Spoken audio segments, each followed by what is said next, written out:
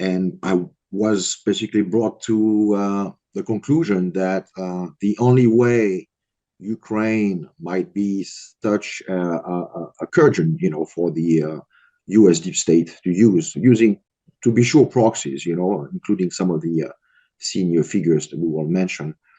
I realized that there was a complete external control over that country, all the way down to which kind of laws were to be adopted by the Ukrainian Rada, how those laws were then put into effect to essentially outsource the state-owned company, the juiciest morsels of the Ukrainian economy, and turn it into essentially the playground for Western individuals.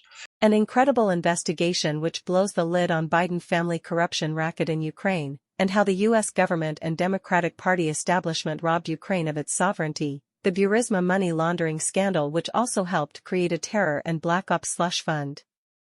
Arnaud Devillet dives into the murky waters of Washington's external management of Ukraine dating back to the infamous Maidan coup d'etat and extending forward to include the political weaponization of law and elections foibles, past and forthcoming, reflecting the fracturing of the American political class. It's one hell of an exposé, full of the nitty-gritty on how America seems ready and willing to tear itself apart.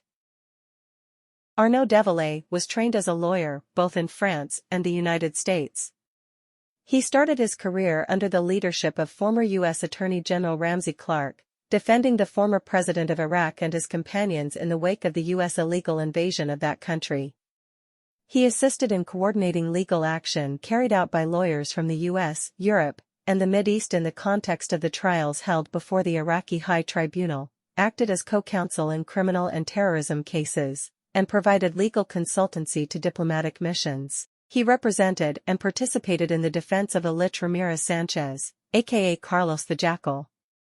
He set out to monitor the effect of the Caesar sanction regime in war-ravaged Syria, before turning his attention to the rapidly deteriorating situation in Eastern Europe. His articles are widely published across the internet.